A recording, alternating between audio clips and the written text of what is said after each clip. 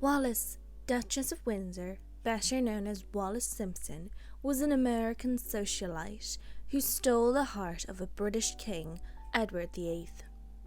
Her status as a twice-divorced woman caused a constitutional crisis that eventually led to Edward VIII's abdication. Let's take a look at her life.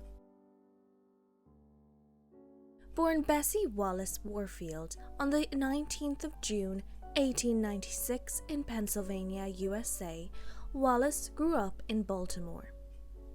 She was the only child of Teacle Wallis Warfield and Alice Montague. Both her parents were from wealthy families. Her mother was from old money, accumulating wealth as the generations came and went, while her father was from new money. Her uncle was a self-made millionaire. Those from old money looked down on those from new money, and that was the case from Wallis's maternal family. Teacle had poor health, having been ill with tuberculosis since he was 18 years old, and had a poor-paying job as a county auctioneer. Alice Montague's family could not understand why Alice wanted to marry Teacle, and only Alice's sister Bessie and two of Teacle's friends attended their wedding. When Wallis was 5 months old, her father died at the age of 27, and Wallis and Alice depended on their relatives for financial support. Wallis's uncle, Solomon, paid for her to attend the most expensive girls' school in Maryland, and she became friends with a number of wealthy girls there. In April 1916, Wallis met Earl Winfield Spencer, and they fell in love. On the 8th of November that year, they married. Their relationship was not good. Spencer was abusive and an alcoholic. According to the wife of one of Spencer's fellow officers, during their marriage, Wallis met Count Galeazzo Ciano and had an affair with him. She became pregnant from the affair and had a botched abortion, which left her infertile. Also during their marriage, Wallis began a relationship with Ernest Simpson. Wallis and Spencer eventually divorced in December 1927. Wallis and Ernest married in 1928, but Wallis was not happy with him. Through her friend Consuelo Thaw, Wallis met Thelma, Lady Furness, the then mistress of Edward, Prince of Wales, known as David by his family and friends. Lady Furness introduced Wallis to David, and over the next few years they both attended the same parties and social events. In January 1934, Wallis became David's mistress. In October 1936, Wallis divorced Ernest and legally took back her maiden name in May 1937. In January 1936, David's father, King George V, passed away, and David became the king. David was infatuated with Wallis and believed that once she was divorced, he would be able to marry her, and she would then become queen. However, at the time, it would have been scandalous for the King of the United Kingdom, who was also the supreme governor of the Church of England, to marry a person who was divorced.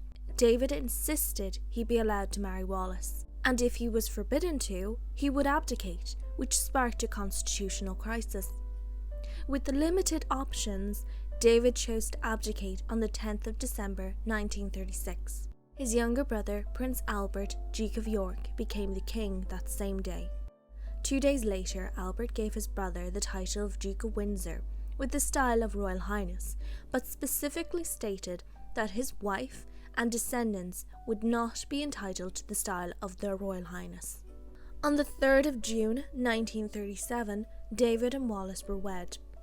As the son of a British monarch, David was entitled to the style of Prince and His Royal Highness, and the style of Royal Highness was supposed to be automatically extended to his wife and any legitimate children. David considered holding back the style of Royal Highness from his wife as unjust and unlawful, but out of respect for his brother, he never made a public issue. In their home, however, Wallis was always addressed as Royal Highness. David and Wallis had no children together. During the Second World War, David was stationed with the British military mission in France. After accusations that he held Nazi sympathies, he was appointed governor of the Bahamas to remove him from Europe during the war. After the war, they lived in Paris in a mansion they called Villa Windsor. The villa was owned by the city of Paris and was leased to them from 1952 until 1986.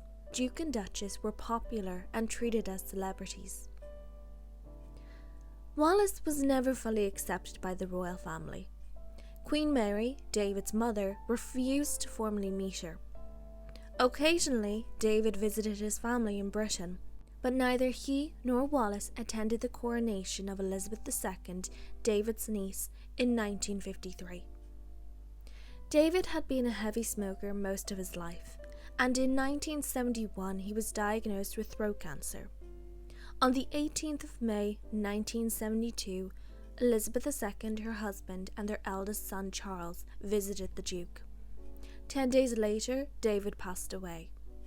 His body lay in state at St. George's Chapel at Windsor Castle, and a private funeral was held in St. George's Chapel. His body was buried at the Royal Burial Ground at Frogmore. Wallis did attend the funeral. Wallis survived her husband by 14 years. Over time, she became increasingly frail and suffered from dementia. She was supported financially by her husband's estate and by an allowance from Queen Elizabeth II. She lived the rest of her life as a recluse, passing away on the 24th of April 1986 at the age of 89. Her funeral was at St. George's Chapel, and her body was buried next to her husband in the Royal Burial Ground at Frogmore.